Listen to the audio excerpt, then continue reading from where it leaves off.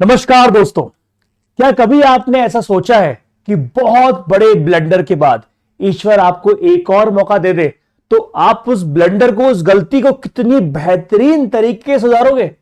जो आप आउटपुट देना चाहते थे पहले, अगर आप किसी कारणवश नहीं दे पाए, तो अगर आपको एक और नया मौका मिल जाए उसी तरह से आपको प्रूव करने का और उससे बेटर रिजल्ट आप लेकर आ जाओगे।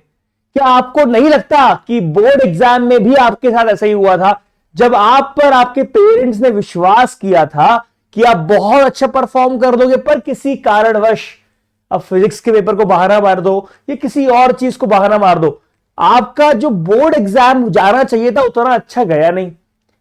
गलतियां तो हो गई। अब आप किसी पर भी ब्लेम डाल दो कि पेपर टफ आया था, ये हुआ था, वो हुआ था, लेकिन कहीं ना कहीं पेरेंट्स के दिमाग में ये चीज तो आएगी कि यार ये बातें ही करता रहता है लेकिन इसका रिजल्ट नहीं आता। तो कहीं ना कहीं ट्रस्ट इश्यूज आएंगे, कहीं ना कहीं आपका पर्सनली भी कॉन्फिडेंस लो होगा। भले ही इंटरनेट पे कोई कुछ भी बोल दे कि आईआईटी के लेवल का बोर्ड एग्जाम आया, ये आया, वो आया, लेकिन जब आपके टीचर से भी पूछा गया तो आपके टीचर ने बोला कि यार ठीक है, 95 97 नंबर नहीं आएंगे लेकिन 85 88 नंबर तो आने चाहिए, और वो शायद आपके नहीं आ रहे हैं। तो कहीं ना कहीं खुद पे अगर आप थोड़ा कॉन्शियसली सोचो तो सवाल तो खड़े हो ही गए ना। मतलब आप जिस उम्मीद पर खड़े उतरने चाहिए थे उस उम्मीद पर आप खड़े नहीं उतरे बोर्ड एग्जाम में। जो एग्जाम, जो आपकी लाइफ का अभी तक का सबसे इंपॉर्टेंट एग्जाम था, उस पर आपको वो सफलता नहीं मिली। दोबारा किस्मत आपको मौका दे रही है सीयूईटी के फॉर्म में। कुछ बच्चे हमारे नीट देने वाले होंगे, कुछ बच्चे हमारे आईआईटी देने वाले होंगे, उनकी बात मैं नहीं कर रहा, क्योंकि एक महीना बचा हुआ है। एक महीने में वो बड़ा एग्जाम निकल नहीं सकता। 2 महीने 3 महीने में भी वो वाला एग्जाम कोई बहुत बड़ा डिफरेंस आप लेके नहीं आ सकते। लेकिन ये सीयूईटी एक ऐसा एग्जाम है जिसको आप सिर्फ और सिर्फ मात्र 30 दिन, 1 महीने की तैयारी में इसका रिजल्ट जो है बदल सकते हो। ट्रस्ट मी दोस्तों, मैं जो बात करने वाला हूं ये बहुत ही प्रैक्टिकल बात करने वाला हूं। मैंने स्टार्टिंग में ही बोल दिया आप लोगों से कि जेडबलई नीट की बात मैं नहीं कर रहा हूं, because I can't change that result in 2 weeks, 3 weeks, 4 weeks, right. It has to take long process, वो बड़ी प्रोसेस है, बहुत टाइम लेने वाली चीज है। लेकिन ये जो सीयूईटी है दोस्तों, CUET you can change the result in 30 days and I will let you change your result in 30 days. अगर आप 45 पे भी हो गए ना, आपको 95 पे लेके जाऊंगा, ये मेरी गारंटी है। मेरी आज की ये बात बहुत ध्यान सुन लो, क्योंकि ये जो सीयूईटी एग्जाम है, सीयूईटी एग्जाम एक ऐसा एग्जाम है जो कि आप अगर थोड़ी सी अंडरस्टैंडिंग से दे दो तो आप सब कुछ चेंज कर सकते हो। पहले क्या था? पहले बोर्ड एग्जाम था, फिर सीयूईटी था, उसके ऊपर आईआईटी था या फिर नीट था। लेकिन अब जो है बोर्ड एग्जाम ने अपना लेवल रेस कर दिया है। एमसीक्यू भी आते हैं, असर्शन रीजनिंग भी आते हैं, केस बेस्ड स्टडी क्वेश्चन भी आते हैं, बहुत सारी चीजें आती हैं जिससे कि आपका ये लेवल अब ऊपर हो चुका है। और अब आप टक्कर में सीयूईटी का रिजल्ट जो रहेगा आपका, वो डिपेंड करेगा कि आपने बोर्ड एग्जाम की कैसे तैयारी करी है। बस उसको क्या है ना, एक माला की तरह संजोना पड़ेगा, दैट्स इट। एक माला की तरह उसको संजोना पड़ेगा, दैट्स इट। बाकी सब कुछ सेम चलने वाला है। अब उस माला की तरह संजोएंगे कैसे, इस चीज को सुनने के लिए मेरा आज का ये जो छोटा सा सेशन है आपके लिए, ये आप बहुत ध्यान सुनिएगा और मेक श्योर करिएगा कि आप कितनी भी बात अच्छी सुन लो, आप रील में क्या करते हो, बहुत बड़े बड़ी मोटिवेशनल सुनते हो, भाई बॉडी बढ़ा लो, एब्स बढ़ा लो, कंसंट्रेशन बढ़ा लो, मेमोरी पावर बढ़ा लो, सक्सेस पा लो, कार ले लो, ये ले लो, करोड़पति बन जाओ। लेकिन वो बातें सारी अच्छी रहती हैं, लेकिन यहां सुन के यहां से निकाल देते हो। तो मेक श्योर करिए कि ये मेरा लेक्चर देखने से पहले वीडियो थोड़ा पॉज करिए, वीडियो पॉज करिए और उसके बाद शुरू करिए देखना क्या, वीडियो को विथ पेन एंड पेपर। जो जो चीज बोलते जाओ उसको रजिस्टर करते जाओ, बहुत इंपॉर्टेंट है। सारे पॉइंट वीडियो पॉज कर करके रजिस्टर करते जाओ, बहुत इंपॉर्टेंट है। पहला इंपॉर्टेंट पॉइंट यह है कि अगर आपको सच में अपनी पुरानी गलतियों पर पानी डालना है और कुछ बेहतर रिजल्ट लेके आना है, क्योंकि जब तक अगर आप अच्छे कॉलेज में नहीं पहुंचेंगे आपकी लाइफ नहीं सुधरेगी। 12th बोर्ड के रिजल्ट से आपको कॉलेज नहीं मिलने वाला है, ये आप लिख लो, है ना। 12th बोर्ड में आपके अच्छे नंबर आ रहे हो तो बहुत अच्छी बात है, ईश्वर कृपा है। खराब नंबर आ रहे हैं तो दिल छोटा ना करें, ट्वेल्थ बोर्ड के रिजल्ट से आपको कोई भी कॉलेज मिलने वाला नहीं है। अब किससे मिलने वाला है कॉलेज? आपको कॉलेज मिलने वाला है आपको यहां सीयूटी एग्जाम से। कोई भी एग्जाम शुरू करने से पहले आप कुछ भी तैयारी करते हो मुझे मतलब नहीं है, आपकी क्या स्ट्रेटेजी है मुझे मतलब नहीं है, लेकिन सबसे पहले सीयूटी एग्जाम के लिए आप एक कैलेंडर बना लीजिए, खुद का कैलेंडर। जितने भी दिन, आज देख रहे हो वीडियो आप, कल देख रहे हो, परसों देख रहे हो, पर आपके पास 30 डेज मेरे ख्याल से सीयूटी के लिए अभी भी बच रहे होंगे। उन 30 डेज का कैलेंडर बना लीजिए। आज मैं आपको बताऊंगा कि किस तरह से आप इन 30 दिनों में कॉन्सेंट्रेट करके दम लगा के 30 डेज में सीयूटी में फोड़ सकते हो। भैया पहले 2 साल जो सीयूटी के एग्जाम हुए हैं उसमें भी हमने प्लानिंग करवा के बच्चों को अच्छा परफॉर्मेंस दिलवाया है। ठीक है, अभी ये सारी चीजें हम पेड कोर्स से बताते हैं, इस बार हम ये चीजें आपके लिए यूट्यूब पर लेकर आए हैं। ठीक है, तो बहुत ध्यान सुनिएगा। यहां पर आप पहले अपना कैलेंडर बनाइए 30 डेज का। अब जहां से भी स्टार्ट कर रहे हो, आप स्टार्ट कर रहे हो 5 तारीख से, 7 तारीख से, 8 तारीख से, 9 तारीख से, from where you are starting, make sure you make a calendar first of all. और हर कैलेंडर का एक वर्क असाइन कर दीजिए। वर्क कैसे असाइन करना है?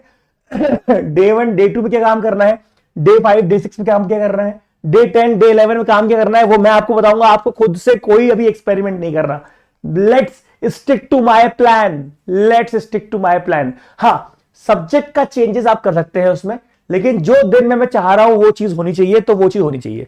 ठीक है, अब बात करते हैं कि अपनी तैयारी को आप टोटल 5 फेज में बांटेंगे। पहले तो आपने कैलेंडर बना लिया, उसके बाद आप अपनी तैयारी को 5 फेज में बांटेंगे, क्योंकि ये आखिरी मौका है अपने आप को प्रूव करने का। मां बाप के सामने भी प्रूव कर लोगे, और उसके अलावा आप जो खुद का कॉन्फिडेंस लेवल होता है ना, उसको भी बहुत ऊपर राइज कर लोगे। शुरू करते हैं भाई। यहां पर फेज 1, सबसे पहले आपको क्या चाहिए? सिलेबस की अंडरस्टैंडिंग चाहिए। बोर्ड लेवल से मैच करता हुआ सिलेबस आएगा, है ना। यहां पर आपके पास जो अप्रैल 24 था, ये वाला सिलेबस आपको उठाना है फिलहाल, क्योंकि देयर आर लिमिटेड बुक्स। आपको यहां पर जो अप्रैल मई में जो पेपर हुआ था, है ना, वो आपको पूरा का पूरा पेपर उठाना है। जो आपके पेपर हुए थे 2024 में, वो पेपर आप उठाएंगे, देखेंगे यार। क्योंकि देखो, अब आपको ना ऐसा नहीं है कि आपको कोई परेशानी होने वाली है। पेपर उठाओ पिछले साल का, आपको सिलेबस पता है, अब आप उसको आंसर कर पाओगे। अच्छा, ये पूछा था, ये तो मुझे बनता है, ये पूछा था, ये तो मुझे बनता है, ये पूछा था, मुझे बनता है। इससे आपका कॉन्फिडेंस अप होगा, है ना। हो सकता है कोई चीज आपको अभी एग्जैक्टली याद ना हो, लेकिन आपको आइडिया आप सब चीज का है, आइडिया लो। ठीक है, अपनी ऑफिशियल सीयूईटी की वेबसाइट पे जाओ, है ना, जो और उसका 11 12 का जो सिलेबस आपको मान रहा है, वो सिलेबस का प्रिंट आउट लो, हर चीज का प्रिंट आउट लो। ये बात याद रखो, ये नोट करने वाली बात है। ऑनलाइन पढ़ो, ऑनलाइन मटेरियल कंज्यूम मत करो। ऑनलाइन पढ़ो, ऑनलाइन मटेरियल कंज्यूम मत करो। जो भी आप शीट निकालो, पेपर निकालो, कुछ भी निकालो, हर चीज का प्रिंट आउट निकालो। भाई कुछ नहीं है, पता है मैक्सिमम खर्चा कितना है? मुश्किल से 400 रुपए का। आप पूरा महीने भर में 400 रुपए खर्च करने वाले हो बस, है ना। इसीलिए ये सारे के सारे जो रिसोर्सेस हैं उनको पहले इकट्ठा कर लो। ठीक है, 2024 का पेपर, और उसके बाद study material, NCERT class 11 class 12 की आपके पास है। रेफरेंस बुक क्या है आपकी? कोई बहुत बड़ी बुक नहीं है, अरिहंत की सीयूईटी आती है, वो ले लो। मैं किसी का प्रमोशन नहीं कर रहा हूं, अच्छी बुक है इसलिए बोल रहा हूं। थोड़े से कुछ कुछ क्वेश्चन में सॉल्यूशन में गलती है, बट इट हार्डली मैटर्स। आप जब तैयारी करने पे आओगे तो नुकसान इतना नहीं, इतना फायदा मिल जाएगा आपको, फायदा बहुत मिल जाएगा। प्रीवियस ईयर क्वेश्चन पेपर हमारे पास बहुत कम है, लेकिन हाँ, एक एंटिसिपेशन वाले क्वेश्चन आपको मिल जाएंगे।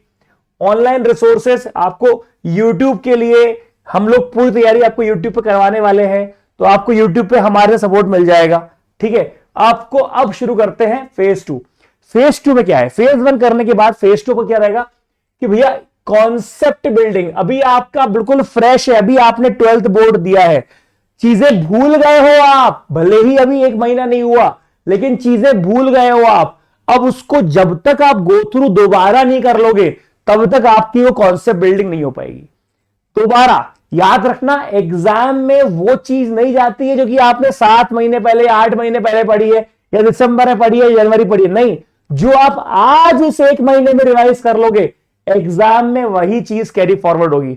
ये बिल्कुल बस सोचना कि ये टॉपिक तो मेरा बहुत अच्छा था, इसको तो मैंने बहुत अच्छा करके रखा हुआ है, मैं तो अच्छा परफॉर्म कर लूंगा। ऐसा नहीं होता। जो चीज आप रिवाइज कर लोगे उसी का सही एमसीक्यू टिक कर पाओगे, ट्रस्ट मी।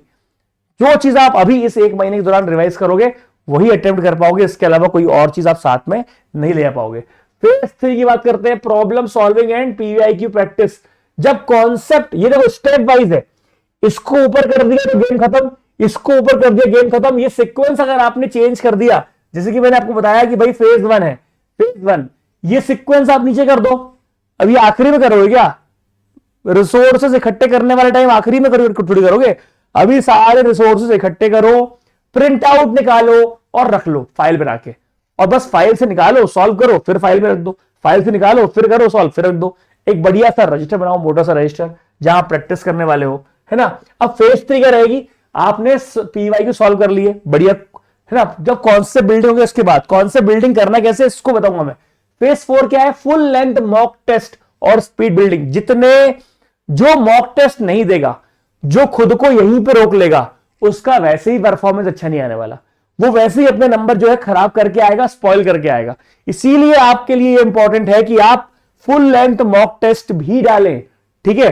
अब बात करते हैं फाइनल रिवीजन और एग्जाम स्ट्रेटेजी, जो कि आपकी वो शायद 4 में, 5 में, 6 में को पहुंचेगी, ठीक है।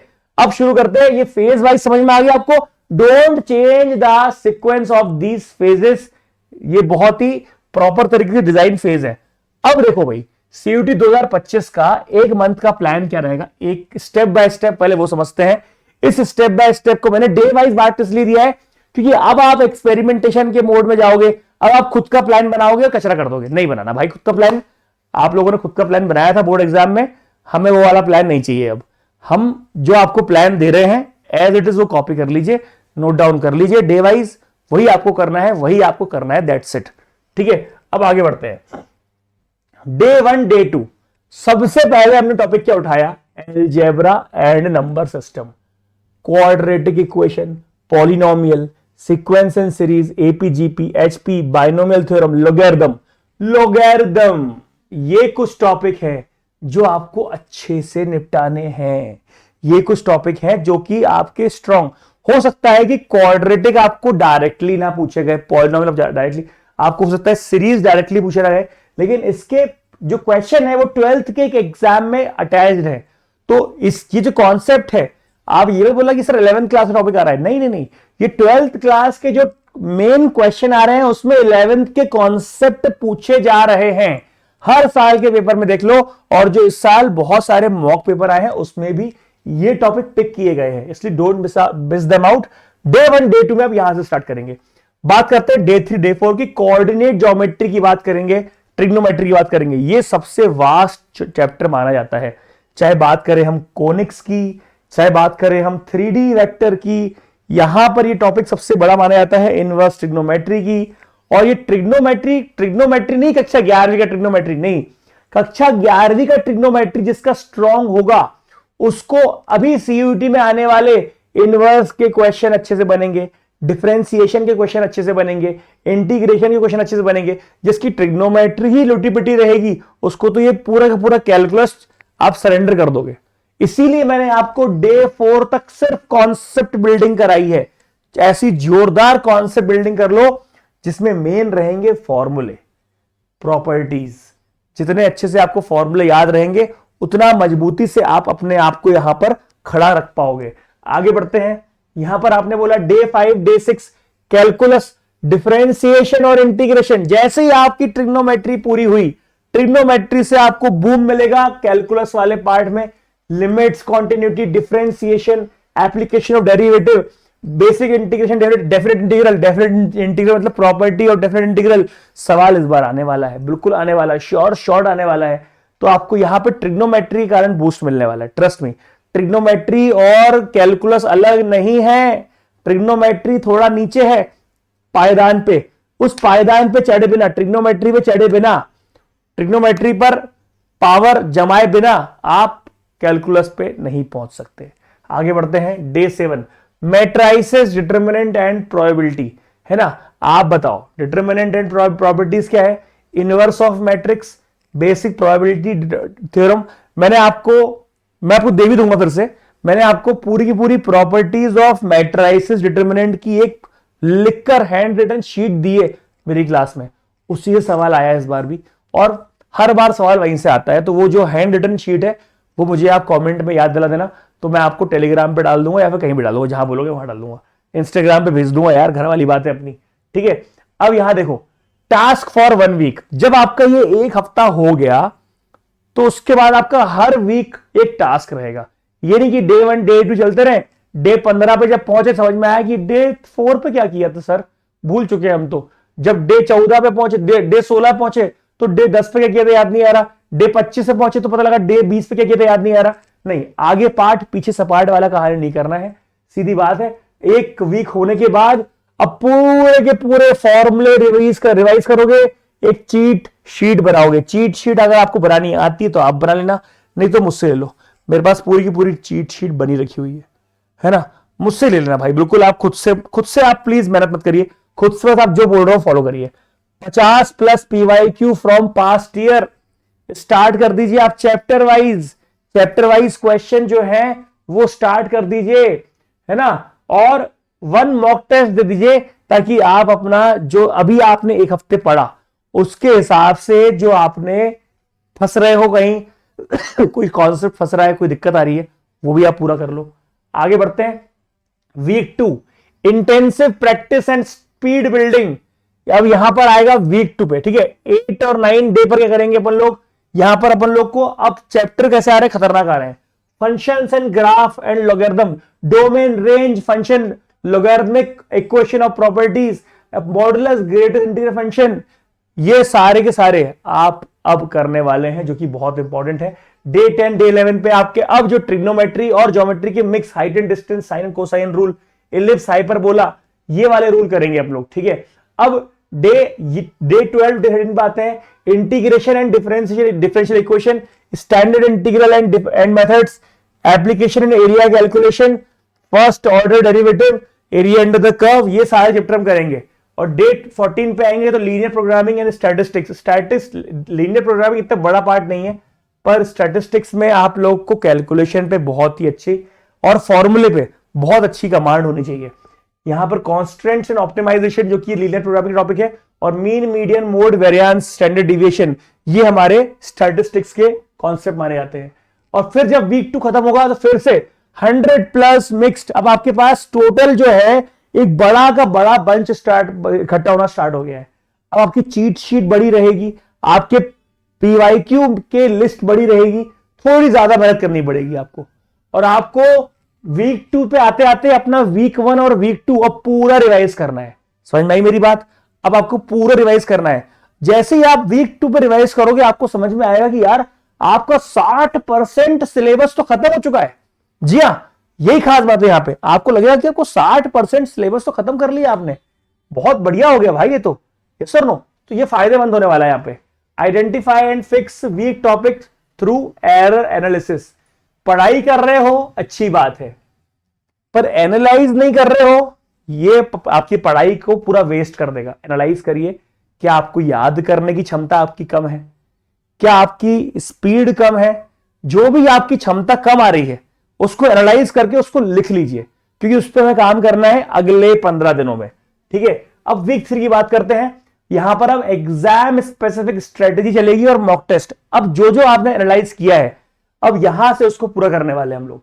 अब वैदिक मैथ्स में लिख तो जरूर दिया है, पर फिलहाल अभी आप इसको नहीं यूज कर सकते क्योंकि टाइम लगता है। लेकिन हाँ, जब आप कोई चीज सॉल्व करते हैं, जैसे स्टैटिस्टिक्स सॉल्व करेंगे या प्रोबेबिलिटी सॉल्व करेंगे, उसमें जो आपके शॉर्टकमिंग्स आ रहे हैं उसको आप प्रैक्टिस करके अभी भी इस टाइम पर भी प्रैक्टिस करके अपनी कैलकुलेशन को तेज कर सकते हैं। Shortcut for solving equation faster, time saving MCQ elimination. मैं अगर आप मेरा वीडियो देखेंगे कि एमसीक्यू कैसे सॉल्व करें, तो यूट्यूब पे डाला हुआ है वीडियो कि एमसीक्यू सॉल्व करने का भी एक तरीका होता है, एक स्ट्रेटेजी होती है। तो आप यूट्यूब पे मेरे ही वीडियो देख सकते हैं, आपको बहुत बड़ा एक आइडिया लग जाएगा। डे 17 डे 18 पे फुल लेंथ टेस्ट। अब समय आ गया है कि फुल लेंथ टेस्ट आप करें।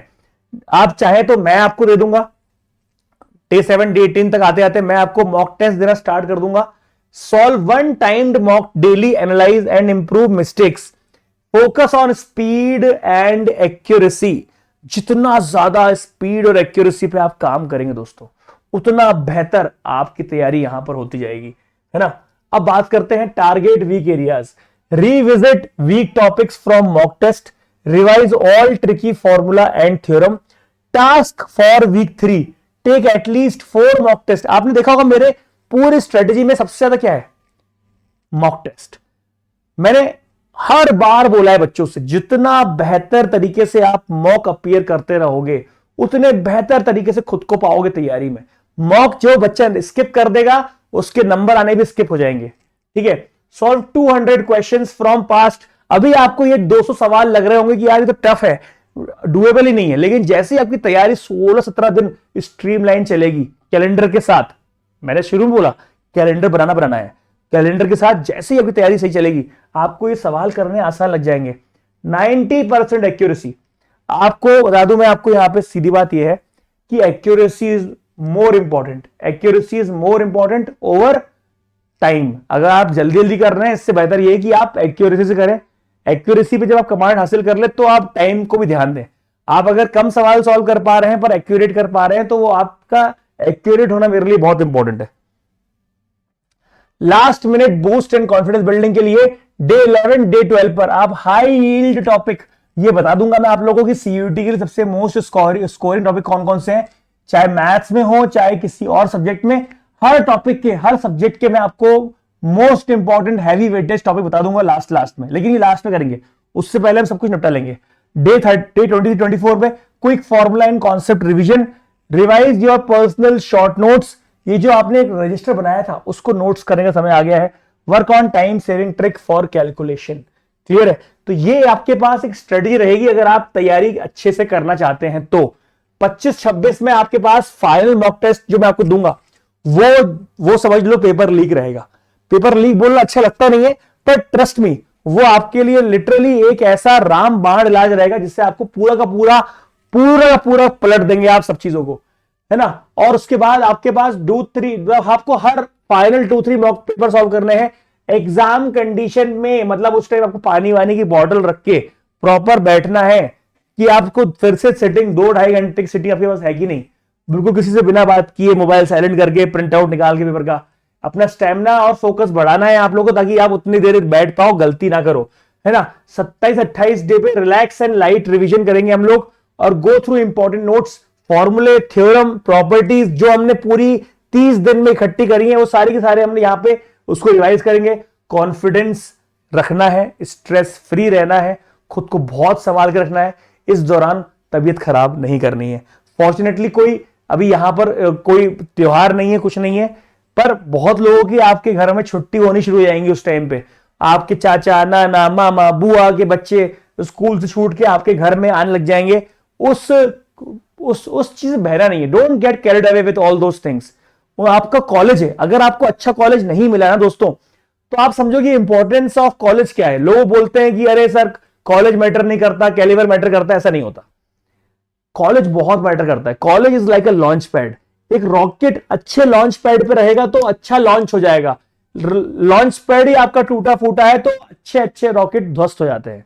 समझो, आपके अच्छे आइडियाज अगर होंगे, आपके पास कैलिबर होगा, पर उसको अगर आप खराब कॉलेज जाओगे ना तो कोई सुनने वाला नहीं रहेगा। उसके प्रोफेसर का भी लेवल वो नहीं रहेगा जो आपके कैलिबर को समझे। इसीलिए अगर आपको अच्छी जगह जाना है, लाइफ में कुछ अच्छा करना है, तो सबसे पहली चीज ये है कि आपको अच्छे कॉलेज जाना पड़ेगा, है ना। फाइनल एग्जाम डे स्ट्रेटेजी करेंगे हम लोग। उसके बाद स्टार्ट विद इजी क्वेश्चंस। जो हमारा मतलब जो क्वेश्चन आएंगे, पेपर आएगा, उसको रीड करके हमको ये एनालाइज करना पड़ेगा कि इसमें इजी क्वेश्चन कौन से हैं, टफ कौन से हैं, मॉडरेट कौन से हैं। तो सबसे पहले इजी क्वेश्चन से करेंगे, उसके बाद अपने कुछ मार्क्स एश्योर करेंगे, उसके बाद हम मॉडरेट पे जाएंगे ताकि छूटे भी अगर तो वो टफ क्वेश्चन छूटे। यूज शॉर्टकट बहुत जरूरी है। ये सीयूटी एग्जाम आपको बहुत लिमिटेड टाइम देगा। सारे क्वेश्चन अटेम्प्ट नहीं करने देंगे, सारे क्वेश्चन अटेम्प्ट करने भी नहीं है, राइट। लिमिटेड करेंगे, जो करेंगे बम करेंगे। स्किप टाइम कंज्यूमिंग क्वेश्चन छोड़ दो उनको, जब टाइम बच जाए दोबारा जाना। Keep calm and double check answer before submission. अच्छे से आपका जो बबल फिल करने के लिए ओएमआर शीट मिलती है उसको अच्छे से फिल करिए, बहुत इंपॉर्टेंट दोस्तों। और यहां पर आपके पास कहानी यह है कि टाइम लिमिटेड है। ठीक है, जो भी मेरी बात आपको समझ में आई है उसको नोट डाउन कर लो। इस कान से सुन के उस कान से निकालना मत। वीडियो को दोबारा से गो थ्रू करो। 30 दिन का प्लान दिया हुआ है, खुद से कोई प्लान मत बनाओ, यही प्लान फॉलो कर लो। ठीक है, थैंक यू वेरी मच। जय हिंद, जय Bharat, all the best. Let's start doing for CUET। God bless you.